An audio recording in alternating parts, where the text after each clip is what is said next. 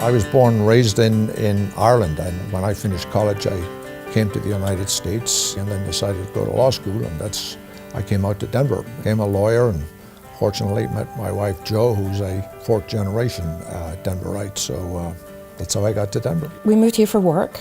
My husband was an architect, and I did not expect there to be a theatre of this magnitude in this town. Actually, my mother was visiting from Scotland, and she and I were just kind of exploring Denver a little bit, but suddenly I was aware that there was really quite a fine theatre, and that night we went to see The Scarlet Letter. The opening of the theatre back in New Year's Eve of 1979, just walking into this great complex, that alone was an experience. I specifically remember reading articles in Time and Newsweek the following week where they're saying, hey, this is one of the greatest theatre complexes in the United States. I was invited to join the board in 2007. If you join the education committee, there's a whole lot more involved, and we have such a stellar education department. I've had a long association with the organization. I love it. I was on the board for quite a number of years. I became the president of the Bonfils Foundation, and I had an office right next to Dan.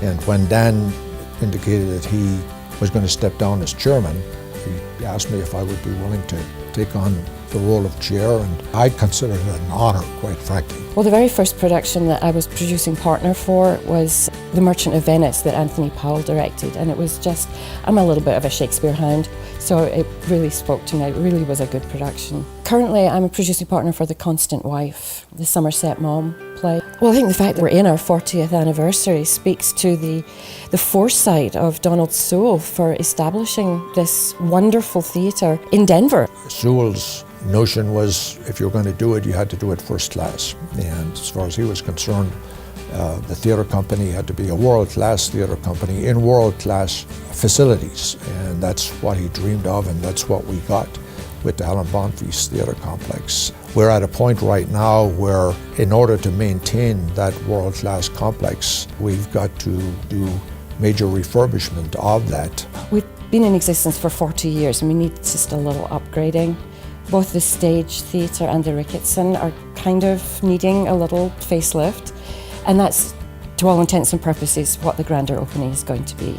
We're very fortunate that the City of Denver was floating a bond issue last year, and they included DCPA as part of that. So our trustees have committed almost a half of the additional monies that we need to raise, and the remainder, we've begun that capital campaign to do that. And there was a recognition on the part of the board that we as a board had to be the leaders. We had to let the community know that if we were going to ask them to contribute, that we had to be able to indicate that there was major support, and it wasn't just support saying this is something we need to do. Every single board member has committed to contributing to the capital campaign. I wanted to give as much as I could, and that allowed me to name a section of the New Space Theatre, and I'm doing that in my husband's name. I want his name to be constantly out there. I've got bricks at the Museum of Nature and Science, at the Botanic Gardens. I mean, Kennith Clark is everywhere, and that's how I want it to be. Well, I'd like to think he'd be thrilled, but I rather suspect he might be a little embarrassed. We've had a lifelong involvement with the DCPA, and we've gotten great joy and had a great time really involved with the DCPA and what it presents to the city. And when this campaign started, we said we've got to do whatever we can to support it. We were both reluctant when we were asked if there was something we'd like to put our name on. We simply wanted to help.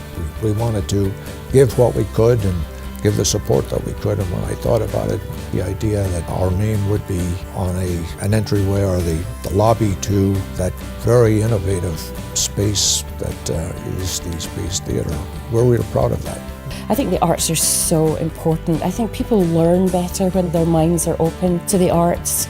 I think it's amazing. And I think the Denver Centre is so important because it has, I think, been the route for the culture of theatre that we have around Colorado. I think over the years, there's a recognition and a love that has developed for DCPA, for the theatre company, for our Broadway programs. It really is ingrained in the heart of the city right now.